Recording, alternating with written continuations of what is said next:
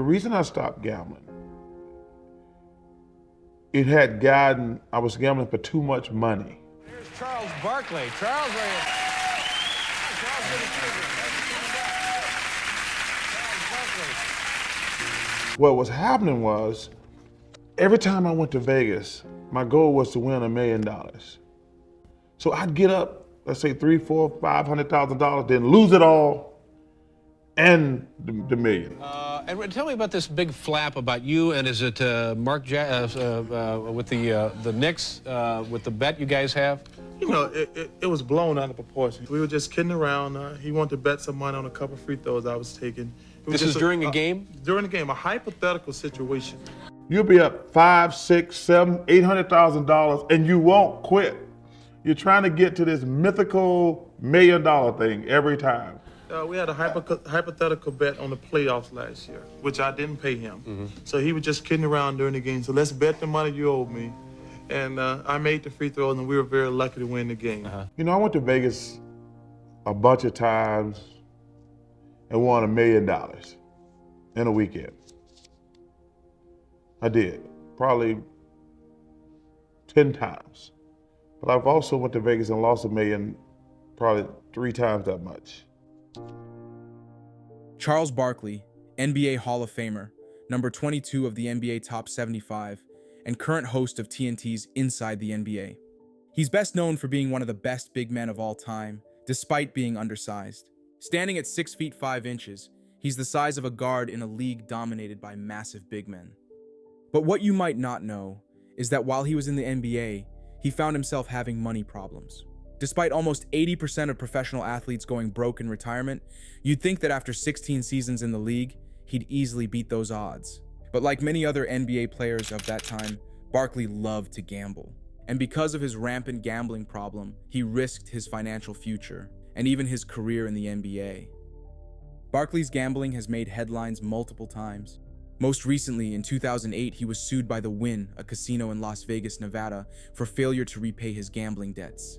Barkley took $100,000 on credit on 4 separate occasions, and in the lawsuit, The Wynn said this: "By taking the $400,000 in credit and refusing to pay the amount despite repeated attempts, Barkley has wrongfully exercised dominion and control over Wynn's property."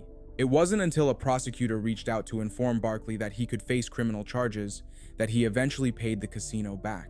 After apologizing and paying what he owed, Barkley claimed that he wasn't broke. He just let time get away from him and forgot to pay them back. And while this is no laughing matter, as being sued for failure to repay debts is a serious issue, the headlines that garnered the most attention date back to his playing days. In 1990, when Barkley played for the Philadelphia 76ers, he was in the papers for betting on his game with Mark Jackson and the New York Knicks. Obviously, betting on games while playing in the NBA is against the rules, and Barkley and Jackson were put in the hot seat. Barkley alleges that the bets were, quote, hypothetical, but those at the game didn't share his perspective. The morning after the game, the headlines of the New York newspapers were "Jax and Barkley bet on game," and reporters were asking the pair to comment on the matter. The rumors quickly spread around the league, reaching David Stern, the commissioner at the time, and he immediately had them come to the NBA headquarters in New York. We don't know exactly how the conversation went, but Mark Jackson recently gave his recollection of how it all went down. So we're in the commissioner's office, and the commissioner's like, "There's no betting in basketball. It will not be tolerated. I'll throw you guys out of the league." David Stern? David Stern. "How dare you guys even insinuate that you're betting?" So I'm panicking in the office. So he says, "I'm going to give you 15 minutes. I'll be right back with my decision." So I'm sitting there, Charles Barkley, a all-star, superstar, and it's just me, worried about my future. Well, the commissioner leaves out the room. Charles Barkley looks at me and goes, "I bet you won't throw us out the league." Obviously, betting on games is no laughing matter, and players have been banned from the league before, most recently Jonte Porter, Michael Porter Jr.'s younger brother. So while Barkley didn't take it seriously, I think he should consider himself lucky the commissioner only gave him a stern talking to. If Barkley really was kicked out of the league, he would have never made the Hall of Fame. He would never have been a part of the 1992 Dream Team, where he led the team in scoring with 18 points per game. And he would have only played 6 seasons in the NBA rather than 16. Playing only 6 seasons would have drastically hurt Barkley financially, and there's no telling where he'd be today. Especially because it's highly unlikely he would have ever landed his current job on TV, which, even while he collected 16 NBA salaries, ended up saving him from financial ruin. Barkley's struggles with money started early on in his career. Coming into the league, Barkley needed an agent and financial advisor, so he hired Lance Luchnick. Barkley was given an allowance of $15,000 a month, and the rest went to Luchnick to invest. As a 21-year-old making more money than most people can even fathom, it seems like Barkley knew what he was doing. However, after 4 years when his contract was up, he was flat broke.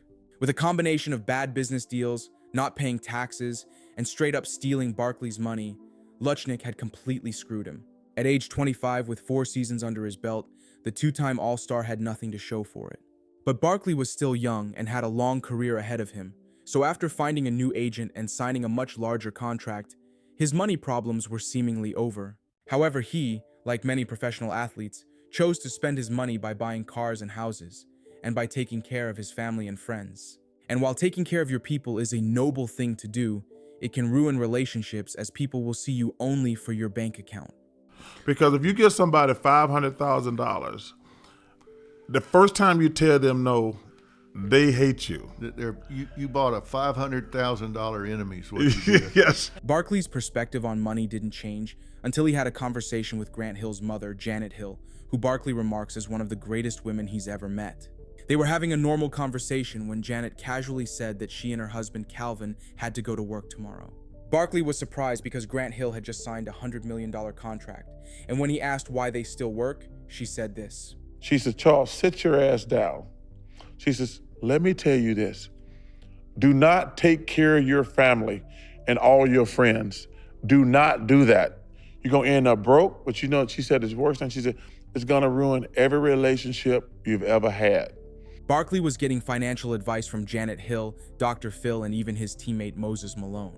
And even though he was penniless after his first contract, Barkley went on to earn over $40 million in his time in the league, so you'd think he'd be set for life. However, during his playing days, Barkley found a new hobby off the court. Like most NBA players at the time, he took up gambling, and he wasn't very lucky.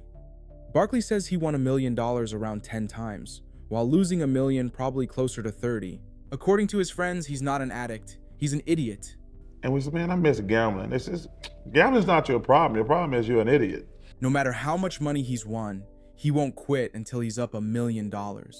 Barkley could be up $900,000, but he won't walk away, so he ends up losing it all.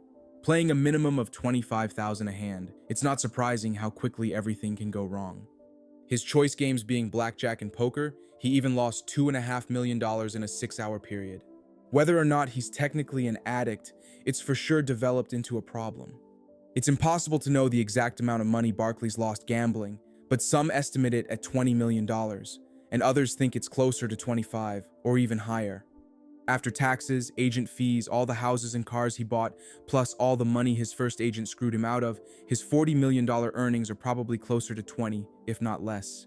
Barkley gambled and lost the entirety of the money he made in the NBA, and probably even more. He was surviving off the money he made on endorsements and commercials, but with his lifestyle, there was no way it would last.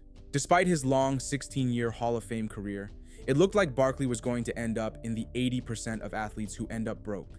But then he got a job as an analyst on TNT's Inside the NBA, where he appeared on TV featured next to Shaq, Kenny Smith, and Ernie Johnson. This would turn into a 20-plus year-long stint, and in 2022, he signed a 10-year, $100 million contract to stay with TNT. Barkley even has a clause in his contract that if TNT loses its rights to the NBA, he'll be released and is free to find a job with another network. Making sure he doesn't have a repeat of the situation with his first agent, Barkley fully protected himself. He made sure he'd be able to make as much money as possible as he reaches the later years of his career. When asked about how his time as an analyst affected his life, he was completely transparent. This money, it's got to last you the rest of your life. You don't know how long you're going to live. And like I say, TV saved me because I would have been broke. While Barkley could have ended up as just another face in the crowd of thousands of broke former athletes, he ended up earning more after his playing career than he did in the NBA. He's amassed an estimated $60 million net worth, and with his popularity on TV, that number will only grow. Now in his 60s, Barkley eventually learned how to walk away instead of chasing the fabled $1 million win. And he even took a 2-year hiatus from the casinos after his ordeal with the Wynn Las Vegas.